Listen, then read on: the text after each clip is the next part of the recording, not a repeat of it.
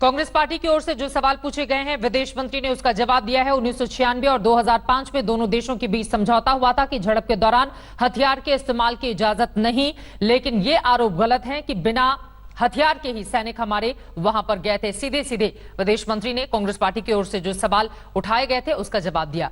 उधर जवानों की शहादत के बाद सरकार निशाने पर है, विपक्ष लगातार आक्रामक हो रहा है, जैसा कि हम आपको दिखा रहे हैं। इनकी जो जाने चुकी हैं, यकीनन इसका हुकूमत की तरफ से एक जवाब देना चाहिए, जिसको कहें कि एवेंज करना चाहिए। और उसका बेहतरीन तरीका यह है कि चीन को हम हमारी टेरिटरी से उनको हटाएं। जो टेरिटरी उन्होंने भारत की टेरिटरी थी उस पर कब्जा करके बैठे हैं, वरना इन तमाम सिपाहियों की जान जो गई है वो रायगा चले जाएगी। अगर इनकी जान को जो चली गई है रायगा नहीं जाने देना चाहिए। इनकी जान की अगर अहमियत है तो हम वजीर आजम प्राइम मिनिस्टर से, मोदी से इस बात का मुतालबा करते हैं कि आप चीन को हटाइए हमारी जमीन से। प्रधानमंत्री जी, आपने इतने दिन बाद विपक्ष को बुलाए हैं, अच्छा किए हैं। देर जरूर किए हैं लेकिन फिर भी अच्छा किए हैं। बेटा, लेट देन नेवर। मैं प्रधानमंत्री जी को यह गुहार लगाना चाहते हैं कि जो चीना फौजों ने हमारे हिंदुस्तानी जहाबाज फौजों के खून बहाया, हत्या किया, उनके खिलाफ माकूलियात से प्रतिकार होना चाहिए। तनाव चल रहा है, उसको लेकर इस तनाव के बीच में जरूरी है एक नेशनल कंसल्टेशन, सबसे बात करना। कहने मोदी जी का ये हैबिट है अपना अपनी करना, किसी को ना बोलना, फिर उसके बाद अपना अनाउंस कर देना क्या कर रहा है। ये ठीक नहीं है। आज की परिस्थिति में सबको बताना है क्या हो रहा है, किस तरह हो रहा है, क्या घटना है। उसके आधार पर एक कलेक्टिव एक डिसीजन लेके इस परिस्थिति को मुकाबला करना चाहिए।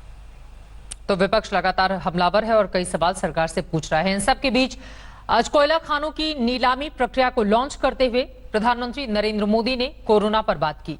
उन्होंने कहा कि भारत को कोरोना से लड़ना भी है और आगे भी बढ़ना है। उन्होंने कोयला घोटाले का भी जिक्र कर कांग्रेस पार्टी को निशाने पर लिया। इतने चैलेंजिंग टाइम में इस तरह के इवेंट का होना,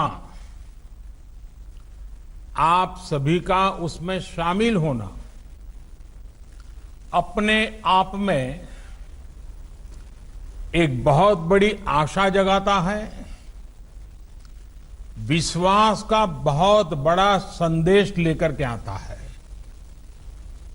भारत कोरोना से लड़ेगा भी और आगे जीतेगा भी, आगे बढ़ेगा भी।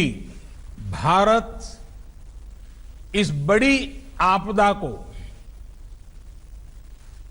आपदा समझ करके रोते बैठने के पक्ष का नहीं है।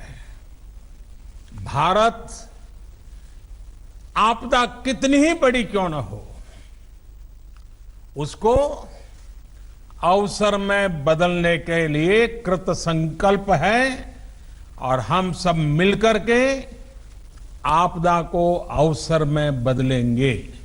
भारत इंपोर्ट पर अपनी निर्भरता कम करेगा।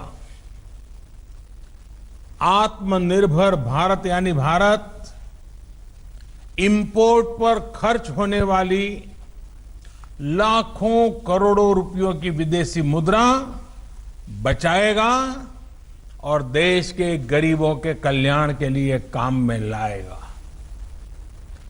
आत्मनिर्भर भारत यानी भारत को इंपोर्ट न करना पड़े, इसके लिए वो अपने ही देश में साधन और संसाधन विकसित करने की दिशा में लगातार प्रयास करेगा, आगे बढ़ेगा। नमस्कार, मैं हूं अंजना ओम कश्यप। हमें उम्मीद है ये वीडियो आपको पसंद आया होगा। लेटेस्ट खबरों के लिए यूं ही देखते रहिए आज तक और इस वीडियो के पसंद आने पर लाइक, शेयर एंड सब्सक्राइब करना ना भूलें।